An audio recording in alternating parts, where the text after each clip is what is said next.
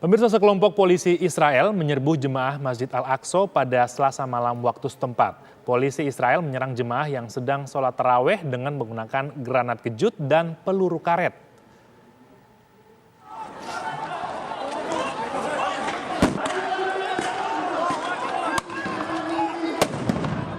Inilah suasana saat sekelompok polisi Israel menyerbu jamaah Masjid Al-Aqsa yang tengah melaksanakan sholat tarawih.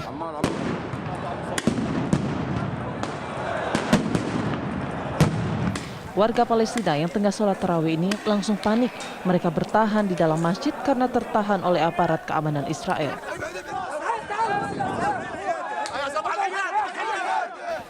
Polisi Israel melakukan penyerangan ke jamaah masjid dengan menggunakan granat kejut dan peluru karet.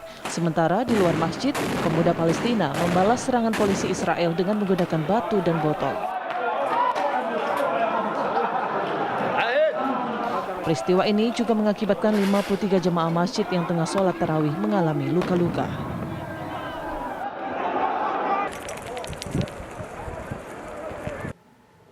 Ya, lalu bagaimana informasi selengkapnya dari Palestina? Kita akan tanyakan kepada Muhammad Hussein, warga negara Indonesia yang berada di Palestina. Assalamualaikum Mas Hussein, apa kabar? Sekarang posisi di mana nih Mas? Waalaikumsalam warahmatullahi wabarakatuh. Alhamdulillah baik. Saat ini saya berada di jalur Gaza, bagian tengah. Sekarang kondisinya gimana pasca serangan tadi malam? Ya, bagaimana? Sekarang kondisi di Gaza seperti apa pasca serangan di Al-Aqsa malam tadi? Ya, dari semalam sejumlah tokoh politik dan tokoh militer di Gaza sudah mulai mengeluarkan statement terhadap aksi brutal yang dilakukan oleh para militer Zionis Israel terhadap jamaah sholat di Masjid Al-Aqsa, karena jarak yang tidak terlalu dekat antara Gaza dan Masjid Al-Aqsa, para pejuang Palestina di Gaza mengancam akan melontarkan roket-roketnya sekiranya kepolisian militer Israel tidak menghentikan aksi terorisme terhadap Al-Quds, terhadap Masjid Al-Aqsa.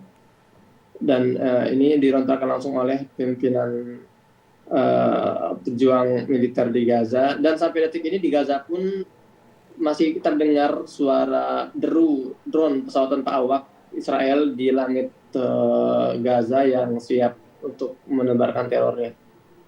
Oke, Mas Hussein, sebenarnya selama Ramadan ini gimana sih? Apakah tidak ada pelonggaran untuk ibadah warga Palestina di Al-Aqsa? Ya, sebetulnya selama Ramadan ini warga Palestina sangat antusias untuk memakmurkan Masjid Al-Aqsa, terutama di malam-malam Ramadan. Namun di waktu yang sama selalu kepolisian militer Israel melakukan aksi-aksi konfrontatif dan provokatif serta mengintimidasi para jemaah sholat di Masjid Al-Aqsa dengan alasan yang tidak jelas dan mengusir mereka keluar, bahkan melakukan serangan sampai tadi malam di dini hari ini seperti yang kita dengar beritanya. Kalau dari informasi korban seperti apa? Infonya kan banyak korban luka dari peristiwa ini.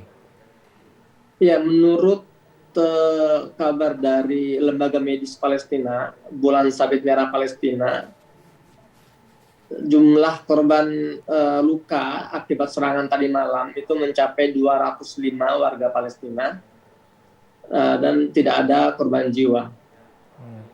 Kalau dari peristiwa ini ada warga negara Indonesia tidak, Mas Hussein? Setahu saya untuk warga negara asing selama Ramadan tidak diperbolehkan masuk ke wilayah Palestina, terutama di wilayah Al-Quds, termasuk diantaranya warga negara Indonesia. Biasanya kalau misalkan ada serangan seperti ini akan ada serangan susulan, Mas Hussein. Sekarang kondisi di Gaza seperti apa? Apakah cukup aman atau masih ada serangan-serangan yang dilakukan oleh pihak Israel?